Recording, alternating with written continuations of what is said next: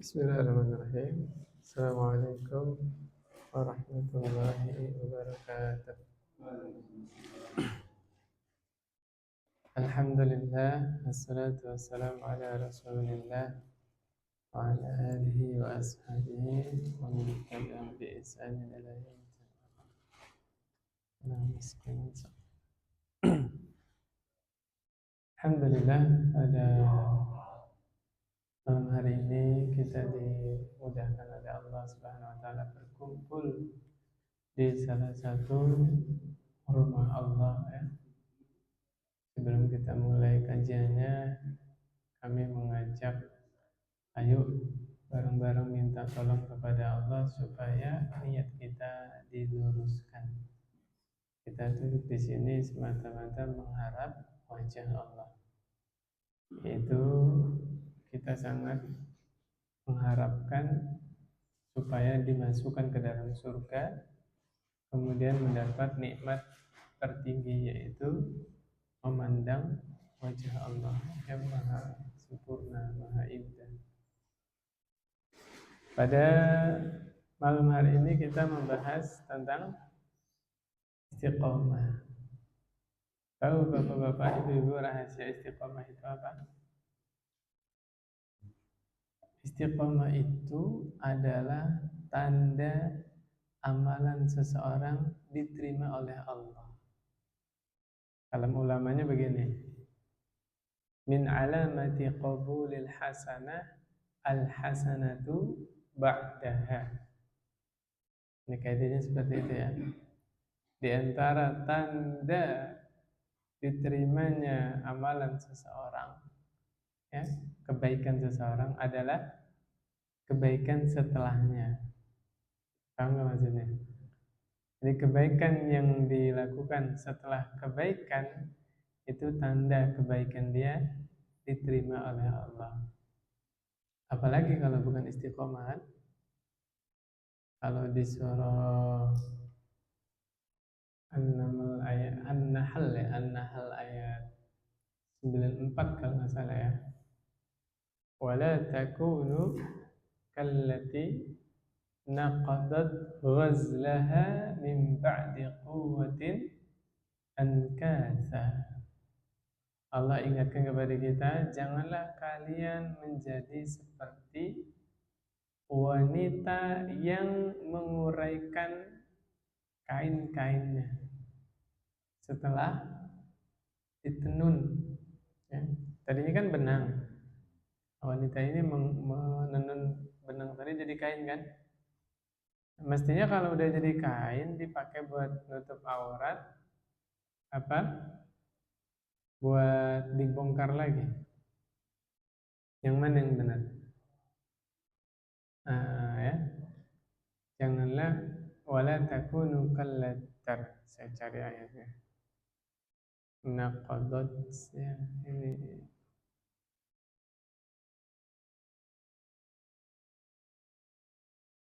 Nah, An-Nahl ayat 92 ya. Wala takunu kallati naqadat ghazlaha min ba'di quwwatin ankatha. Artinya begini, amalan yang sudah kita bentuk jadi karakter kan, nah itu dipakai di kehidupan sehari-hari kita. Kalau permisalannya Ramadan itu, pas datang Ramadan kan semuanya semangat ibadah. Contohnya apa? Yang sebelum Ramadan nggak dikerjain, pas datang Ramadan dikerjain rutin. Ya, salat malam. Coba kita merenung pada diri kita masing-masing. Kenapa sebulan penuh Ramadan kita mampu sholat malam? Iya nggak? Kok di luar Ramadan bolong-bolong atau bahkan sholat malamnya nunggu Ramadan lagi, ya kan? Nah, pembiasaan kita selama Ramadan itu sholat malam, Masya Allah 11 rakaat lagi kan? Itu seperti wanita yang menenun kain ya dari benang, kan bercerai-berai itu nggak tahu sholat malamnya Muharram di mana, Safar di mana, bercerai-berai itu Ramadan tuh kekumpul, nggak tanggung-tanggung 11 rakaat di masjid berjamaah lagi. Ya, subhanallah. Nah, kebiasaan itu sudah terbentuk. Ya, selesai Ramadan jangan diurai lagi. Kalau kita meninggalkan kebaikan-kebaikan yang kita bentuk di Ramadan, tadarus. Tiap hari kan tadarus Ramadan. Kenapa Ramadan selesai? Tadarusnya juga selesai. Nah, di situ evaluasi kita. Jangan-jangan ibadah kita selama Ramadan kurang ikhlas.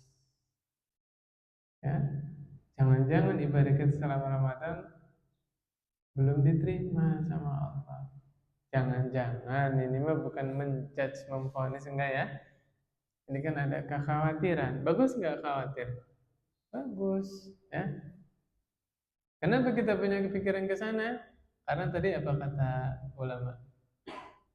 Tanda diterimanya kebaikan seseorang adalah kebaikan setelah kebaikan. Gitu. Jelas ya Bapak ya? Bapak-bapak, ibu-ibu ya.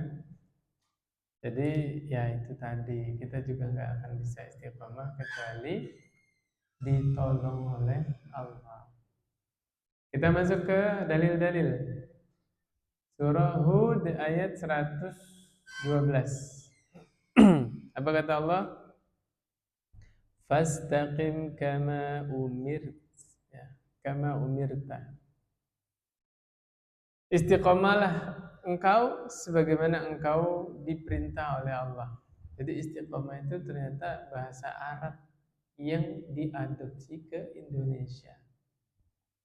Bahasa Indonesianya apa? Rutin, terus menerus. Dawam juga ya, udah dipakai Indonesia kan? Itu sebenarnya bahasa Arab. Mana hadisnya? Ahabbul a'mal ilallah adwamuha wa in qalla. Amalan yang paling Allah cintai adalah yang rutin walaupun sedikit. Jadi Ramadan pergi, kita nggak mampu 11 rakaat, minimal 1 rakaat. Witir. Ambil witirnya aja. Ya, witirnya aja 1 rakaat. Karena tadi kata Nabi apa? Amalan yang paling Allah cintai adalah yang rutin walaupun sedikit. Adwa muha wa in qalla. 1 rakaat salat witir, al-ikhlas bacanya, tapi dikerjain sampai meninggal itu lebih baik daripada berdiri 1 juz malam itu, tapi 1 bulan bolong libur, ya kan? Gitu ya. Kalau bahasa Inggrisnya apa istiqomah? Continue, ya, masya Allah. Terus berlanjut. Bahasa Indonesianya rutin atau terus menerus. Akhirnya jadi apa? Jadi kebiasaan, jadi hobi. Saya jadi ingat surah Ali Imran ayat 102 bukan? Yang biasa disampaikan oleh khotib itu loh, khutbah Jumat. Ya ayyuhalladzina amanu taqullaha haqqa tuqatih wa la tamutunna illa wa antum muslimun. Wahai orang-orang yang beriman, bertakwalah kalian kepada Allah dengan sebenar-benar takwa. Ini PR-nya nih yang terakhir. Jangan kalian mati kecuali dalam keadaan muslim. Bisa Pak, dengan izin Allah. Tapi kan ada kekhawatiran, jangan-jangan ada sombong pada diri kita. Kalau Allah udah benci, Allah suka nggak sama orang sombong? Nggak suka. Ya, contoh nih, kita hadir di sini, ya, sholat maghrib di masjid, sholat isya di masjid. Pulang, pas pulang ngelihat tetangganya masih celana pendek, kau singlet nyiramin mobil. Tidak jarang di dalam hati kita, dunia aja. Saya nih baru pulang dari masjid. Astagfirullah. Sombong gitu Pak. Hati-hati, Allah tidak suka orang sombong. Nah, itu kan kita ada kekhawatiran. Jangan-jangan ada kesombongan pada diri kita, kemudian Allah cabut hidayah dari diri kita. Na'udzubillah. Boleh nanti sampai rumah ya, buka Arba'in Nawawi, hadis yang nomor 4. Itu mengerikan, benar. Ya, inna ahadakum la ya'malu bi'amali ahlil jannah hatta ma yakunu bainahu wa bainaha illa dhira' fayasbiqu 'alaihi alkitab fayamalu bi'amali ahlin nar fayadkhuluha. Ya Allah. Udah ngerti, Pak? Belum diterjemahin soalnya. Ada translate di situ enggak ada? Kata Nabi ya sallallahu alaihi wasallam, sesungguhnya salah seorang di antara kalian ada yang melakukan amalan-amalan penghuni surga. Sepanjang umurnya itu dihabiskan untuk ibadah kepada Allah. Sampai jarak dia antara surga tinggal satu hasta, Pak. Kalau bahasa kitanya itu surga udah di depan mata, gitu tuh. Tapi orang tadi telah didahului takdir. Allah takdir orang tadi ditakdirkan oleh Allah sebagai penghuni neraka. Sebelum meninggal berbuat dosa, meninggal masuk neraka. La ilaha illallah. Itu Nabi yang bilang, Pak. Apa faedahnya? Nabi sampaikan hadis itu supaya kita tidak gumede. Tahu gumede, Pak? Besar kepala, sombong, bahwa saya ini sudah soleh, saya udah istiqomah. Na'udzubillah, ya. Kita harus ada rasa khawatir. Makanya ketika para ulama menjelaskan bagaimana nih biar kita matinya di atas Islam, mati membawa Islam, membawa iman. Diterangkan oleh Imam Ibnu Qayyim rahimahullah, oleh Imam Ibnu Katsir rahimahullah, man 'asha 'ala syai' mata 'alaihi. Siapa yang hidup di atas suatu kebiasaan, dia akan diwafatkan di atas kebiasaan tersebut.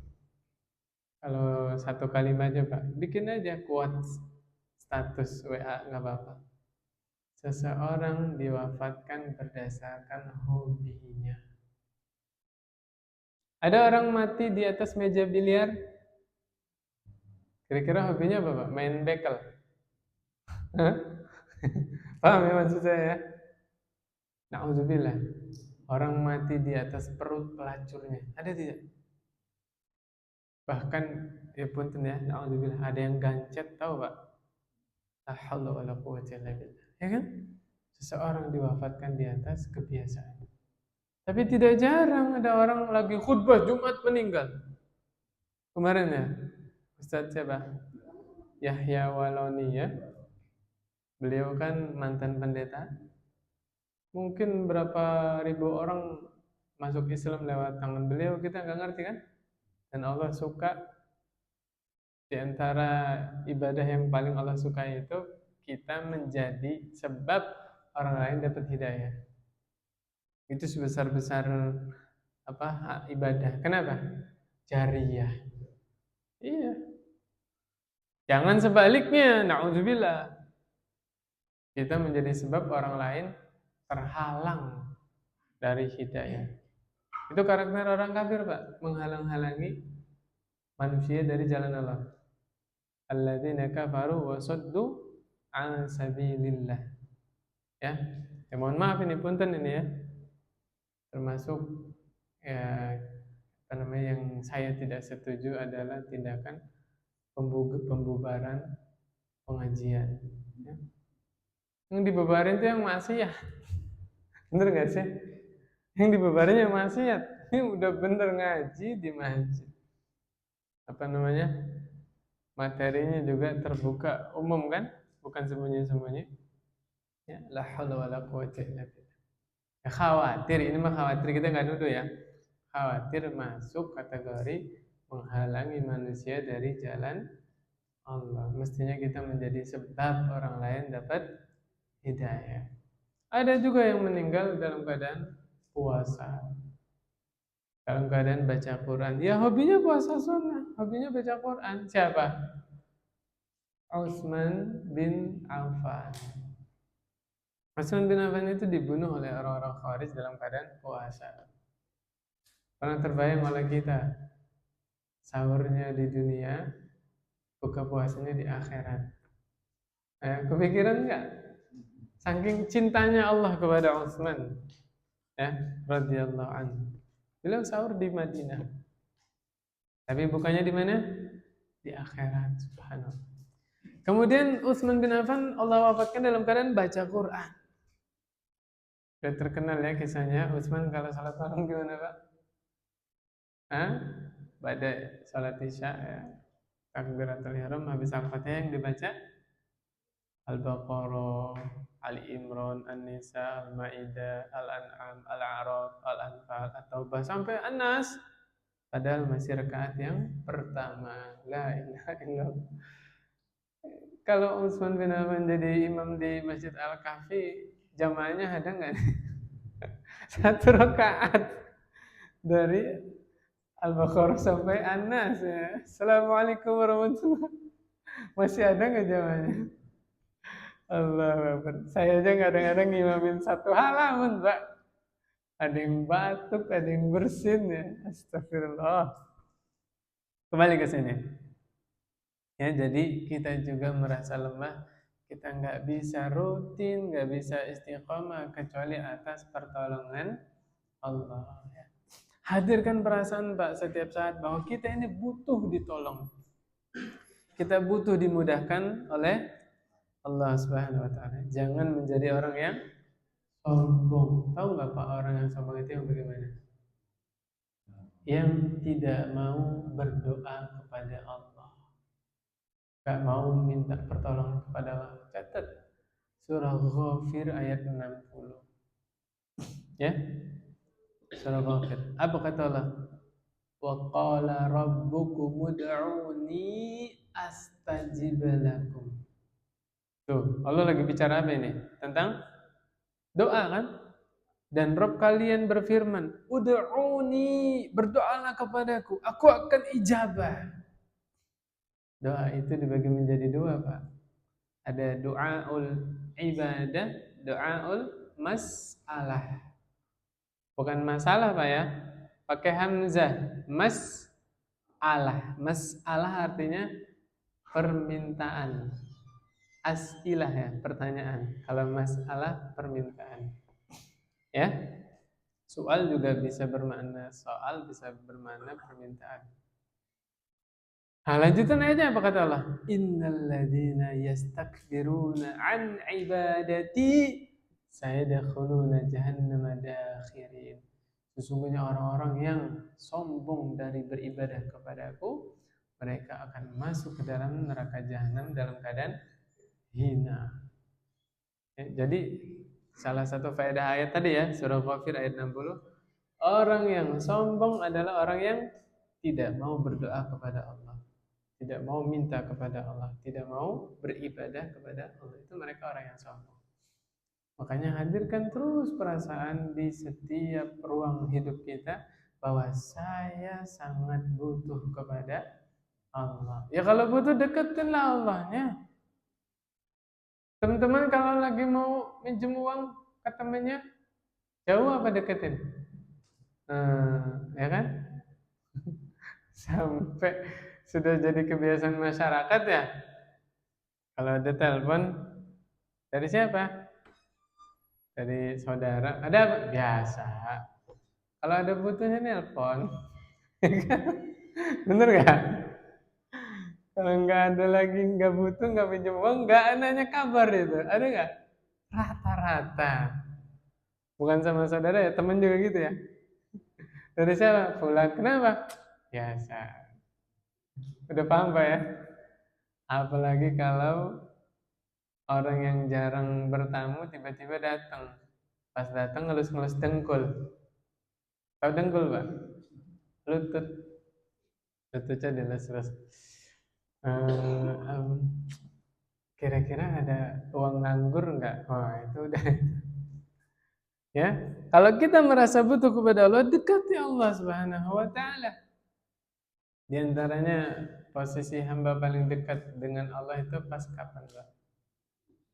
Satu hadis pas sujud, hadis yang lain sepertiga malam terakhir. Ya, 3 kata Allah ya. Mana yang berdoa kepadaku, aku akan ijabah. Mana yang mohon ampun kepadaku, aku akan ampuni. Yang terakhir, mana yang minta, mana yang ada perlu, aku akan berikan. 3 itu. Jadi memang sebelum subuh ya, seperti malam terakhir, itu memang paling munasib dipakainya buat apa? Buat istighfar, buat berdoa, buat minta sama Allah, curhat. Nah, kalau mau curhat, sebaik-baik curhat itu sepertiga malam terakhir, berduaan dengan Allah. Jangan bangun jam 3 langsung megang HP, foto sejadah, cekrek, posting di status. Nanti kan temennya lihat, wih, jam 3 bangun ini, tahajud ya. Astagfirullahaladzim. La ilaha illallah. Jangan ya, jangan. Hati manusia itu rapuh. Kemudian berikutnya, Al-Ahqaf ayat 13 ayat 14. Kata Allah Subhanahu wa taala, Innal ladzina qalu rabbuna Allah thumma istaqamu fala khaufun 'alaihim wala hum yahzanun. Sesungguhnya orang-orang yang berkata Rabbuna Allah, Allah adalah Rabb kami, Allah adalah Tuhan kami, sesembahan kami. Tsumma istaqamu, kemudian mereka istiqomah di atas ucapan tersebut. Apa ini faedahnya? Bahwa ucapan seseorang itu ada konsekuensinya. Komitmen. Jadi ucapan la ilaha illallah bukan sekedar diucapkan lisan, bukan. Kalau orang yang sekedar la ilaha illallah masuk surga, padahal sholatnya ditinggal, puasa Ramadan nggak puasa. Di zaman Nabi itu ada Abdullah bin Ubay bin Salul. Ramadan puasa, sholat jamaah di Masjid Nabawi, Pak, yang imam Rasul. Sholat Jumat yang khutbah Rasul. Di mana tempatnya? Di neraka. Karena tidak mengamalkan konsekuensi dari kalimat la ilaha illallah. Lisannya la ilaha illallah, hatinya benci kepada Rasulullah sallallahu alaihi wasallam. Na'udzubillah. Ya. Bapak tahu nggak rahasia kenapa Abu Lahab, Abu Thalib, Abu Jahal enggan mengucapkan la ilaha illallah? Nah, padahal kan orang Arab kan mereka. Saya sebut lagi ya musuh Allah ya. Abu Lahab, Abu Jahal, Abu Thalib. Siapa lagi? Umayyah bin Khalaf. Siapa lagi? Pokoknya orang-orang Quraisy itu. Saya tanya, mereka orang Arab kan? Apa sulitnya ngucapin la ilaha illallah? Pertanyaannya, kenapa mereka nggak mau? Malah milih diperangi oleh Rasul kan? Iya nggak sih? Kalau mereka bilang la ilaha illallah udah selesai, Nabi nggak perangi, iya nggak? Jawabannya apa, Pak? Karena mereka orang Arab, mereka paham dari kalimat tersebut. Bahwa kalimat tersebut bukan hanya ucapan saja, ada konsekuensi yang harus dipegang. Ketika saya mengucap la ilaha illallah, saya harus siap meninggalkan Tuhan-Tuhan selain Allah. Lata, Uzza, Manat, Hubal harus saya tinggalkan. Bahkan hawa nafsu itu harus kita tinggalkan. Surah Al-Jasiyah ayat 23. Allah terangkan di situ ada orang-orang yang menuhankan hawa nafsu. Afara'aita man ittakhadha ilahahu hawa. Nah, musibahnya orang di zaman sekarang ini belakangan ya sering zikir la ilaha illallah, betul nggak? Itu juga seneng kan? Tapi kadang-kadang belum paham. Maksud saya apa? Banyak menyebut la ilaha illallah, la ilaha, tapi sholat ditinggalkan. Betul nggak? Berapa banyak orang misalnya minta kajian, Ustaz, kajiannya temanya keutamaan sholat tahajud. Diceramain orang-orangnya Salat aja bolong-bolong. Paham nggak maksud saya? Ada yang sholat maghrib doang, sholat Jumat doang, sholat Idul Fitri doang. Terus yang dibahas apa? Keutamaan sholat tahajud. Subhanallah. Paham ya maksud saya? Karena belum paham konsekuensi dari la ilaha. Nih, yang paling mendasar di tengah masyarakat. Orang yang sudah berucap asyhadu alla ilaha illallah wa asyhadu anna muhammadar rasulullah. Rukun yang kedua apa rukun Islamnya? Sholat. Konsekuensi dari syahadat itu, dia harus menjaga sholat 5 waktu. Mendirikan sholat 5 waktu, kapanpun, dimanapun. Buka surah An-Nisa. Nabi SAW dan para sahabat lagi perang, Pak. Sholat nggak, Pak? Bayangin, lagi perang. Sampai diatur di ayat bagaimana sholat khauf. Tahu sholat khauf, Pak? Nabi jadi imam. Sahabat jadi makmum. Satu baris doang. Sisanya jaga. Sudah lengkap dapat 1 rakaat tuh, sudah sujud. Yang saf pertama tadi bangun, balik. Yang 1 rakaat tadi tuh jadi ngejaga. Yang jaga tadi masuk barisan, sholat. Nabi tetap jadi imam. Tuh, sisanya rakaat berikutnya dikerjakan sambil jalan, sambil megang senjata, sambil lari. Saking wajibnya sholat, Pak. Lagi genting, lagi mau dibunuh sama musuh, tetap wajib sholat. Tuh, kalau kita memperhatikan betapa tingginya kedudukan sholat 5 waktu di dalam Islam. Nah sekarang, saya tanya, ada nggak orang yang KTP-nya Islam tapi tidak sholat? Sebabnya apa? Tidak paham dari kalimat La ilaha illallah. Nih, saya pengen kasih logika sederhana. Di sini teman-teman ada yang masih kerja di perusahaan. Nah, ketika seseorang melamar di sebuah perusahaan, udah interview nih, udah lulus nih. Kamu besok datang sini ya, tanda tangan kontrak. Apa bahasanya? MOU. Nah, ya kan? Tanda tangan tuh. Seret. Ya, tanda tangan. Nih job desk kamu. Seret. Di situ semua ada SOP, job desk segala macam kan? Besoknya dia nggak datang. Harusnya besok udah mulai kerja gitu ya. Kalau nggak datang nih. Akhir bulan dia masuk menghadap ke bagian keuangan minta gaji. Saya tanya, digaji nggak Pak? Digaji apa ditendang? Ditendang dari perusahaan kan? Mirip Pak. Orang yang syahadat, asyhadu alla ilaha illallah wa asyhadu anna muhammadar rasulullah ya. Tidak sholat sepanjang hidupnya. Ketemu Allah di akhirat, minta surga. Dikasih nggak Pak? Nah, ya ini gambaran sederhana. Jadi ibaratnya syahadat itu apa bahasanya? MOU. Perjanjian kita dengan Allah. Ada konsekuensinya? Ada. Sehari semalam menjaga sholat 5 waktu. Terus saya tanya, susah nggak sholat 5 waktu? Mudah bagi yang Allah mudahkan. Dulu coba ingat-ingat waktu kita masih muda. Saya udah tua Pak ya. Waktu kita dulu SMA atau SMP deh, berat sholat itu. Betul nggak? Melawan hawa nafsu itu luar biasa beratnya. Karena belum tahu tanggung jawab kita. Belum tahu bahwa sholat itu manfaatnya buat kita sendiri, buat pelakunya nggak? Anak kecil disuruh sholat sama orang tuanya. Nah, kelemar ya. Suruh wudhu, duduk di ujung kasur ya kan. Jalan 2 langkah, duduk lagi. Betul nggak? Iya nggak? Berat. Maka sholat itu mudah bagi yang Allah mudahkan. Tadi minta tolong. Ya Allah. Gimana doanya? Supaya hidayah tidak dicabut dari kita. Gimana doanya? Udah hafal semua ini.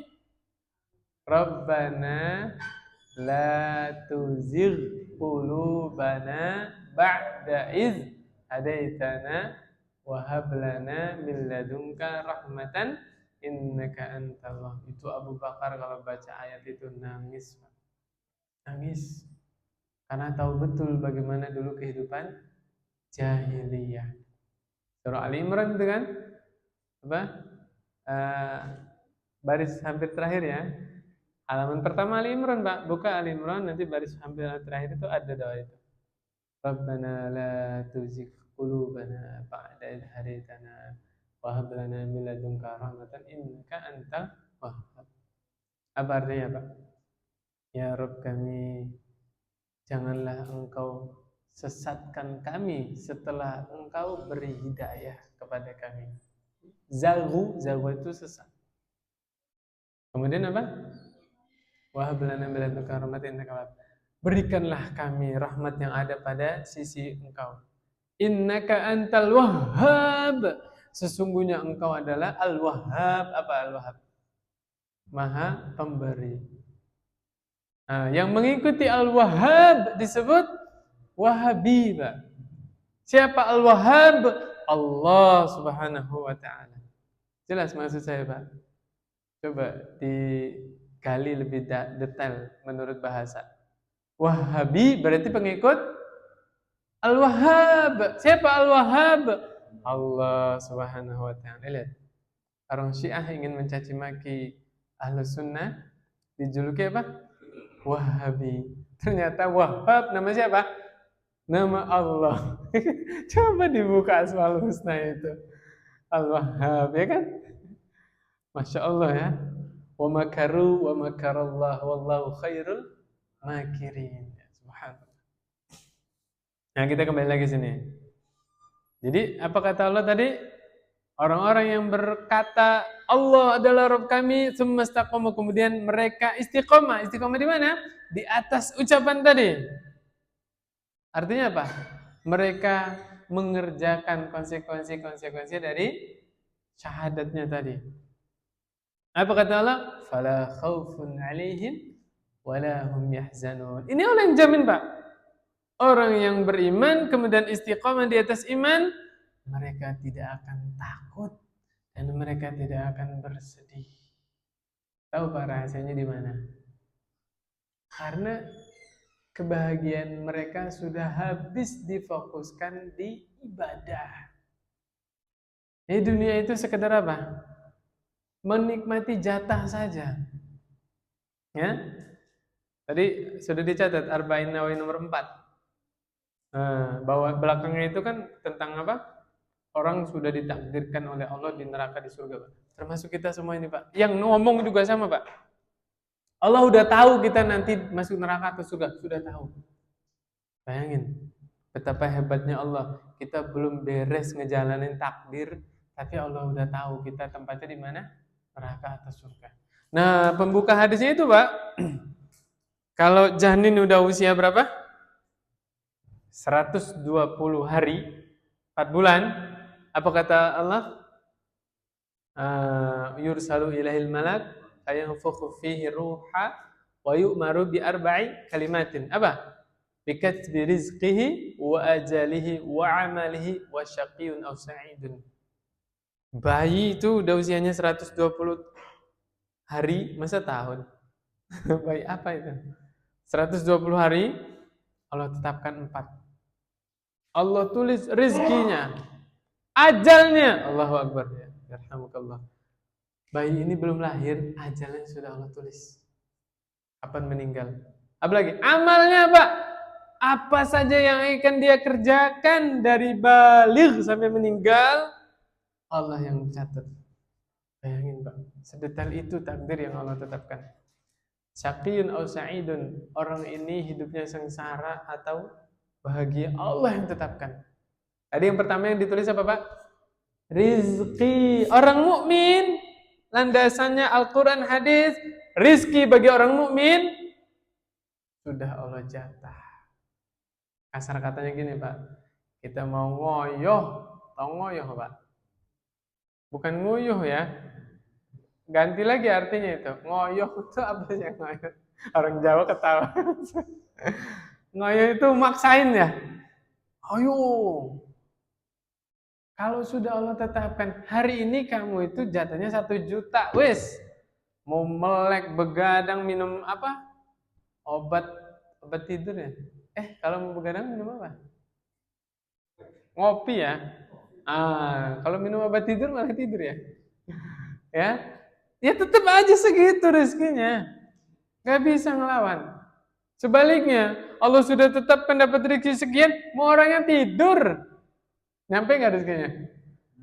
Sampai. Itulah mana dari Allahumma la mani'a lima a'taita wa la mu'tiya lima mana'ta wa la yanfa'u dzal jaddi minkal jadd.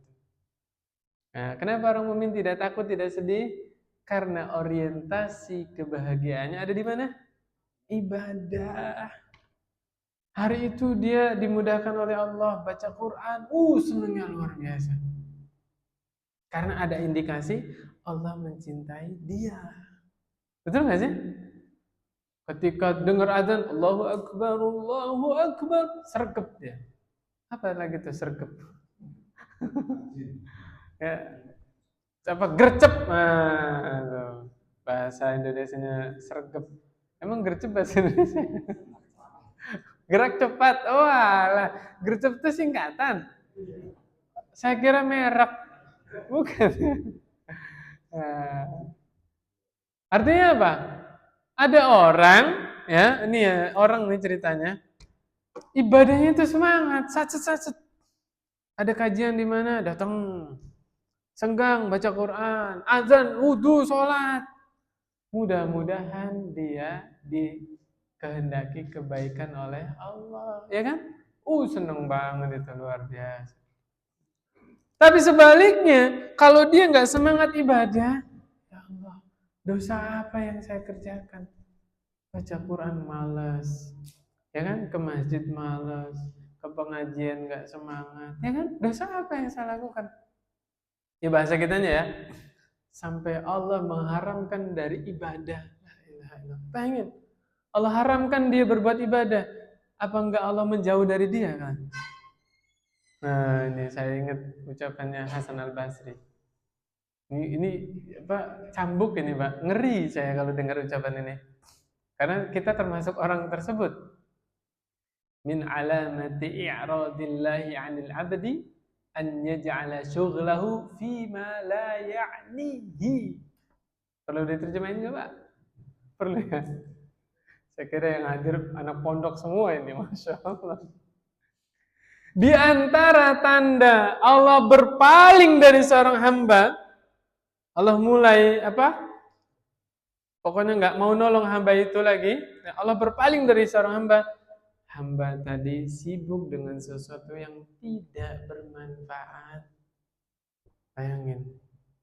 Ya, minatnya itu di hal-hal yang mubazir. Ya bahasa kitanya ya, game, nonton. Ya, pokoknya hal-hal yang tidak bermanfaat, nggak bermanfaat buat dunianya, nggak bermanfaat buat akhiratnya. Ngeri nggak, Pak? Ngeri. Karena kita semua belum bisa ninggalin hal itu. Nih apa ini? Syaitan kefeng. Kefeng apa ya? Bener itu, la ilaha illallah, beneran, astagfirullah.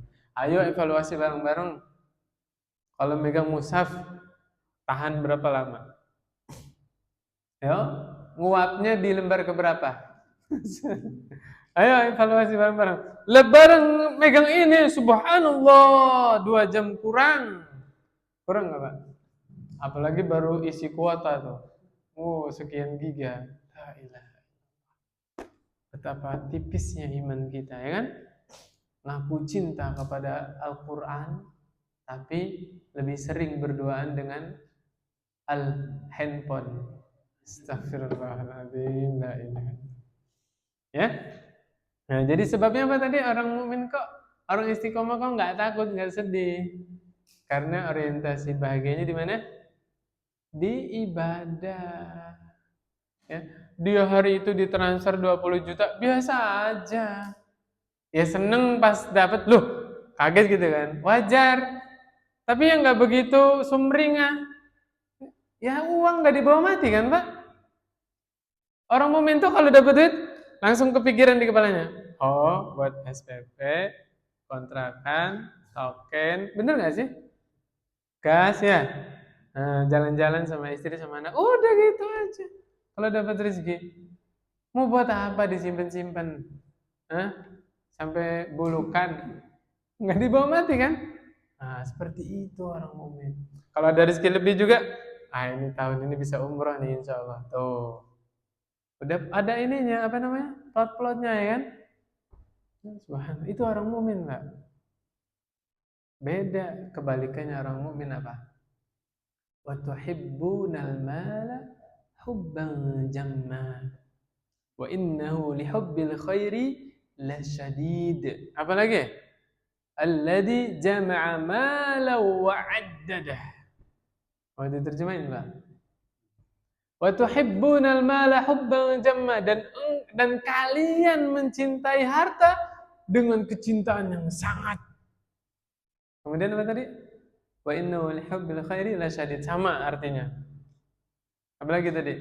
Alladzi jama'a mala wa 'addadah. Ayat sebelumnya apa, Pak? Hah? Wailul likulli humazatil lumazah. Celakalah orang-orang yang mengumpat. Kita ada di zaman yang orang mudah mengumpat. Lihat konten-konten. Dikit-dikit bilang apa, Pak? Aduh, saya nggak sampai hati nyontohnya itu. La ilaha illallah. Ya kan? Bener nggak? Langsung disensor. Seret. Ya kan? Astagfirullah. Padahal Allah udah terangkan. Celaka orang-orang yang suka mengumpat. Bahasa Jawanya apa? Misuh. Ciloko wong-wong sing misuh. Sopo? Alladzi jama'a mala wa 'addadah. Orang-orang yang mengumpulkan harta kemudian menghitung-hitung. La ilaha illallah. Allah mencela orang yang mengumpulkan harta menghitung-hitung. Gara-garanya apa? Pelit. Hitung-hitung doang. Kalau ngitung tadi saya bilang ya, orang mukmin sampai rezeki kepada dia langsung tuh. Oh, ini buat bayar ini, buat bayar ini, terpuji karena dia berusaha menunaikan hak-hak orang lain. Itu bagus. Ini buat anak saya yang kuliah gitu kan. Anak saya yang lagi mondok. Nah, itu bagus. Tanggung jawab dia. Yang dicela sama Allah ayat itu orang yang kayak Qarun, tau Qarun, Mbak? Hartanya banyak, tidak dibawa mati, malah ditimbun bareng harta. Lanjut, Pak. Berapa menit lagi? 3 menit. Oke. Bapak, Ibu yang dirahmati Allah Subhanahu wa taala, Al-Ahqaf ayat 13 ayat 14 ini tafsirnya ada di surah Fussilat ayat 30 ayat 32. Saya terjemahkan aja nih, udah 3 menit lagi kan? Sesungguhnya orang-orang yang berkata Allah adalah Rabb kami, kemudian orang tadi istiqomah di atas perkataan tersebut, yaitu mengamalkan konsekuensinya. Apa kata Allah? Tatanazzalu alaihimul malaikah. Malaikat-malaikat turun ke orang tadi, Pak. Benar-benar turun. Ngapain? Alla takhafu wa la tahzanu. Malaikat tadi bilang, jangan kalian takut, jangan kalian sedih. Apa kata malaikat? Wa absyiru bil jannati allati kuntum tu'adun. Gembiralah kalian. Kalian akan dapat surga yang Allah janjikan kepada kalian. Kapan ini terjadinya? Sebelum sakaratul maut. Jadi orang mukmin ibadah kepada Allah, ibadahnya jadi kebiasaan, hobi rutin terus menjelang sakaratul maut. Malaikat-malaikat yang dilaknat itu turun. Jadi orang mukmin itu nanti sebelum meninggal bertemu dengan malaikat, bukan hanya malaikat maut, tapi juga ketemu malaikat rahmat. Kalau dijelaskan di hadis ya, kalau di Al-Quran kan malakul maut bilang apa? Ya ayyatuhan nafsul mutmainnah, irji'i ila rabbiki radiyatan mardi, fadkhuli fi ibadi wadkhuli jannati. Nah, ruhnya itu keluar. Pas ruhnya keluar, nggak dibiarkan sekejap mata, langsung ditangkap sama malaikat rahmat. Dikafani. Ternyata dikafani duluan rohnya daripada jasadnya. Kafan dari surga. Kain kafannya begitu putih, lembut, wangi. Ya, dikafani. Kemudian dibawa ke langit yang pertama, langit kedua, sampai menghadap Allah Subhanahu wa taala. Kapan itu terjadinya? Menjelang wafat. Makanya di situ ada ayat apa? Fadkhuli fi ibadi, fadkhuli jannati. Lihat di hadis. Ternyata orang yang sebelum meninggal itu Allah tampakkan tempat kembali dia di akhirat.